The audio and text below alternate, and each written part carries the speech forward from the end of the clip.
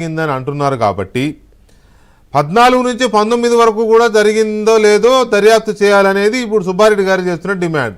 మరి అప్పటి శాంపిల్స్ తీసి పెట్టారా వీళ్ళు?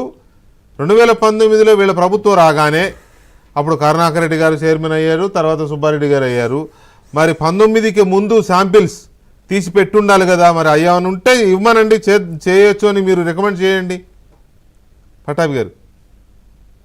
వికే గారు ఇందాక బాణన్న చెప్పినట్టు 2019-24 మధ్య ఈ నెయ్యి నాణ్యమైంది కాదు, ఇది కల్తీ నెయ్యి అని చెప్పి ఎందుకు అనుమానం వచ్చింది అంటే, ఒక పక్కన పోటు కార్మికులు కానీ, రెండో పక్కన భక్తుల యొక్క ఫిర్యాదులు పెద్ద ఎత్తున.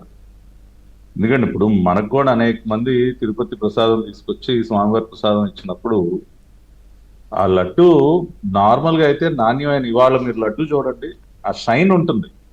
నాణ్యమైనటువంటి నెయ్యి వాడినప్పుడు ఏంటంటే ఆ లడ్డు ఒక రకమైనటువంటి షైన్ కానీ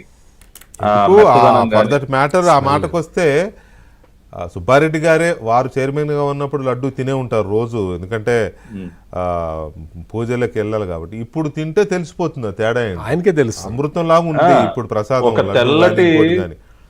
ఒక తెల్లటి పొరలాగా వచ్చేదండి, ఒక వైట్ కోటింగ్ ఉన్నట్టు కూడా ఆ టైంలో ఉన్నప్పుడు చాలా మంది బాధపడేవాళ్ళు.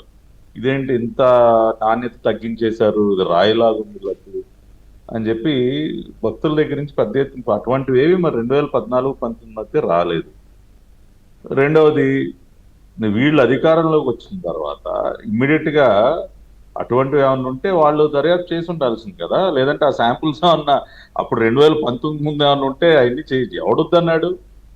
రెండో పక్కన పీకే గారు, ఇప్పుడు ఇవాళ చంద్రబాబు నాయుడు గారి సారథ్యంలో ఎన్డీఏ ప్రభుత్వం అధికారంలోకి వచ్చిన తర్వాత ఇప్పుడైతే జూన్ మాసంలో ఈ ఏఆర్ డైరీకి సంబంధించినటువంటి నెయ్యి ట్యాంకర్లు పట్టుకుని ఎప్పుడైతే టెస్టులు ఎన్డీడీబీ ల్యాబొరేటరీకి పంపించి ఈ టెస్టులన్నీ చేసి కొన్ని కీలకమైనటువంటి అంశాలు బయట పెట్టడం జరిగిందో, అప్పుడు ఇమీడియట్ గా చంద్రబాబు నాయుడు గారు చేసినటువంటి పని ఏంటి, టీటీడీ పైన ఉన్నటువంటి ల్యాబ్ ఇంకా అడ్వాన్స్డ్ ల్యాబొరేటరీ కావాలి, మనం ఈ వచ్చినప్పుడల్లా శాంపుల్స్ ని సిఎఫ్టిఆర్ఐ ల్యాబ్కో లేకపోతే ఎన్డీడీబీ ల్యాబ్కో పంపించడం మళ్ళీ అది చాలా సమయం తీసుకునేటటువంటి పరిస్థితి ఉంది. ఇమీడియట్ గా ల్యాబ్ అప్గ్రేడ్ చేయండి అని చెప్తే బిఆర్ నాయుడు గారి సారథ్యంలో ఉన్నటువంటి టీటీడీ బోర్డు, బాణన్న వీళ్ళందరూ కూడా జూలై 2025లో the most advanced food quality testing lab NDDB వాళ్ళ సహకారంతో ఇప్పుడు తిరుమల కొండపైన ల్యాబ్ ఉంది.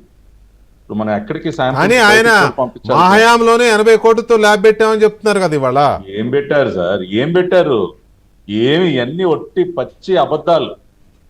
వాళ్లే పెట్టుంటే ఇవాళ మేము కొత్తగా పెట్టాల్సిన అవసరం ఏముంది? ఇవాళ అటువంటి ల్యాబ్ టీటీడీ లేదు. ఈ నేను అడ్డం పెట్టుకుని ఇన్ని కుంభకోణాలు చేస్తా ఉన్నారు, నాణ్యత తగ్గించని చెప్పి గుర్తించి మేము ల్యాబ్ని ఎస్టాబ్లిష్ చేసి స్టాఫ్ ను కూడా సిఎఫ్టిఆర్ఐ మైసూర్కి ట్రైనింగ్ పంపించి వాళ్ళని ట్రైన్ చేసి ఇవాళ ల్యాబ్ పనిచేస్తా ఉంది. ఇవాళ ద మోస్ట్ అడ్వాన్స్డ్ ల్యాబ్ ఇవాళ ఎన్డీఏ ప్రభుత్వ హయాంలో ఏర్పడింది, కొండపైన పనిచేస్తాం. వీళ్ళు చేసింది ఏముందని, వీళ్ళు తీసుకొచ్చిన సంస్కరణలు ఏంటి అసలు? రెండోది వికే గారు, పరకామణి ఇష్యూలో మనం చూస్తే 29/4/2023 ఈ పరకామణి చోరీ, ఈ రవికుమార్ అనే అతను చోరీ చేస్తా పట్టుబడ్డాడు. పట్టుబడి ఈ కేసు అది కూడా ఫైల్ చేశారు, అంతా జరిగింది. కానీ 12/5/2023 ఏది with in a span of 2 weeks ఈ రవికుమార్ అనే వ్యక్తికి సంబంధించినటువంటి ఆస్తులు కొన్ని టీటీడీ వాళ్ళ పొజిషన్లోకి వెళ్ళిపోతాయి. అంతేకాకుండా